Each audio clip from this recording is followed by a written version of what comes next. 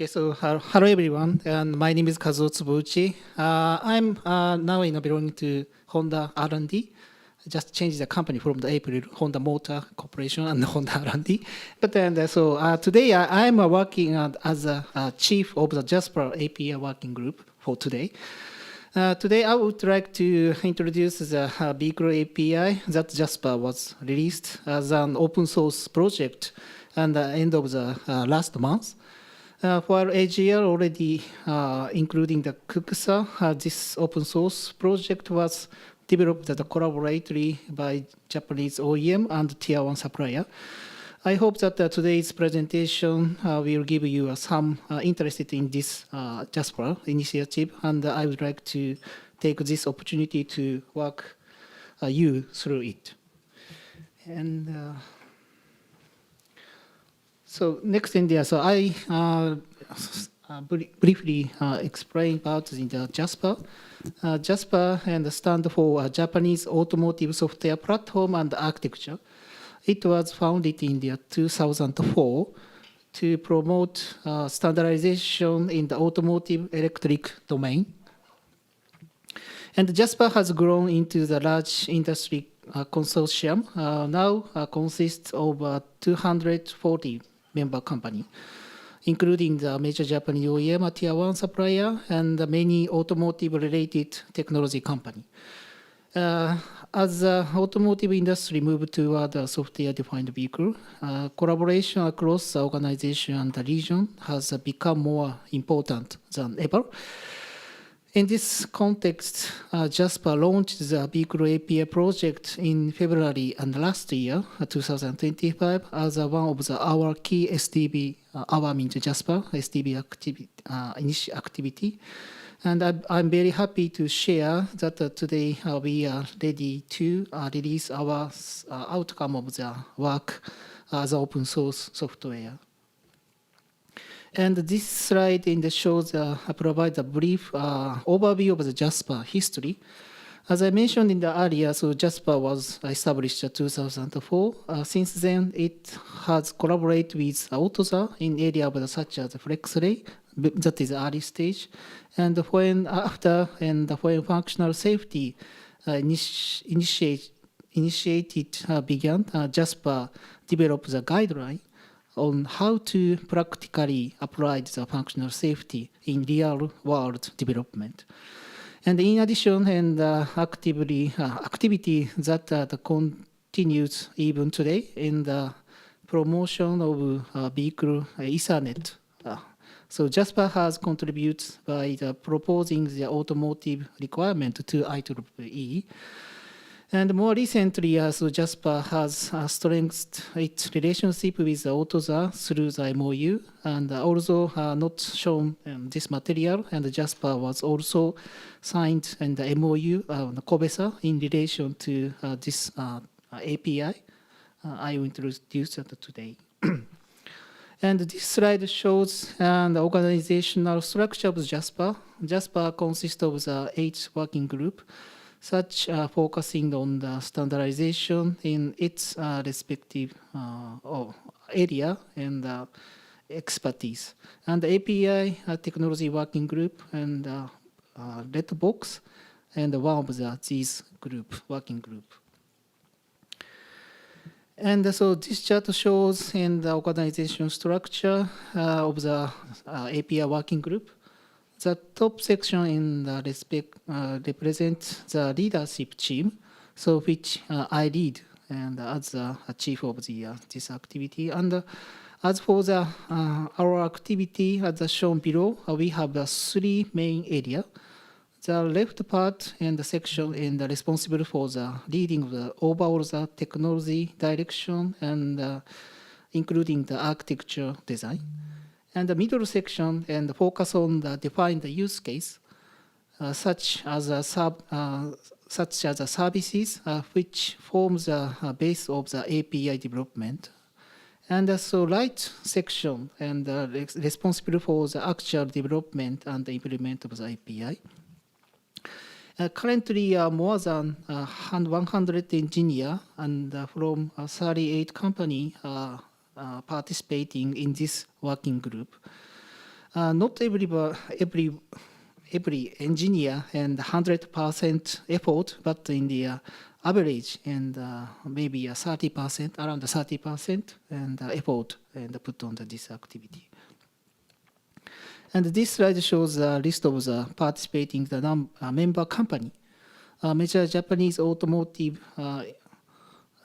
company including the OEM such as Toyota and Honda, Nissan, Suzuki, and Mazda, as well as tier 1 suppliers such as Bosch, Denso, Panasonic, Astemo, and Alps Alpine. And so this slide shows some of the output from our working group, and a bit more detail, but I want to go through everything. But the term of the API, number of the API, we are already defined and implemented over the 10,000 API. So our API and based on the Kobesa VSS. So and we defined the API each node, and so interface in the some like set to get and subscribe and subscribe. So then the multiple and then the API number of the API is more increased. So then so at this moment in the over 10,000. And so I will explain later. All of these are also available on the GitHub. So if you have interested, I encourage you to take a close look. So anyway, we have released in our API and the last month the project in the so-called Yorito. And so API is named the Yorito Vehicle API. And also the data broker is named under Yorito Kura. This is a two component in the main component for our activity. And starting last month, and it is available GitHub along with the API specification and source code. We provide tutorial also and sample program. So developer can easily to try it out and understand how it works, Yorito Vehicle API and Yorito Kura. And designed based on the VSS and the VISS specification. Sorry. And so Munaka-san mentioned, and so that earlier, and the people in the automotive industry do not have the correct understanding of the open source activity. From this perspective, I personally believe it is a significant transformation that an organization like JASPAR deeply noticed and in the automotive industry, company. So release such kinds of open source. I would very much like to maintain and build on this momentum. And so today I'm wearing in the Yorito project T-shirt today, and this is our official uniform. So then so we have also made a Yorito logo stickers. So if you would like to get it, so then please freely to ask our member, and so wearing the same uniform. And this slide shows and so high level our roadmap. As I mentioned in the earlier, so we made our first release at the end of the last month, and going forward, we plan to provide updates every 6 months. And in the phase 1, through the April 2026 to March 2027, we will focus on the implement driven primarily by the OEM and the tier 1 supplier who are actually implementing in the vehicle and the environment, so in the actual product. And so in second phase 2, we intend to broaden and participation and gathering the feedback from the wider range in the stakeholder beyond the OEM and the tier 1 supplier.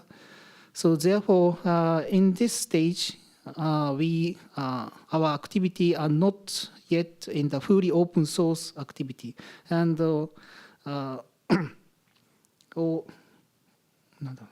organic open source effort. However, if you are interested in our activity, so I encourage you to take a look in our GitHub, and if you would like to participate in our activity, please contact the JASPAR site.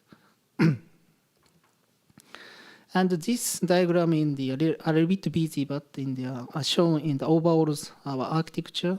The Yorito vehicle API provides the abstract API top of the vehicle specific implementation. These include the signal API, access API, and the platform level and the platform adoption layer and the PAL. At the component level, the white box and this component in the provided by JASPAR, and the black box in the out of scope of the JASPAR activity, and the gray box in the partly provided in the JASPAR. And also the some component is marked with the asterisk are still under development, but the architecture itself is stable, and so actively used in the tutorial and the demos. And the next thing I would like to briefly explain how to use the Yorito. All the necessary information can be found in the document part. To get the start, please visit yokt.doc repository. And so the documentation provides step-by-step guideline from the architecture explanation to the hands-on tutorial.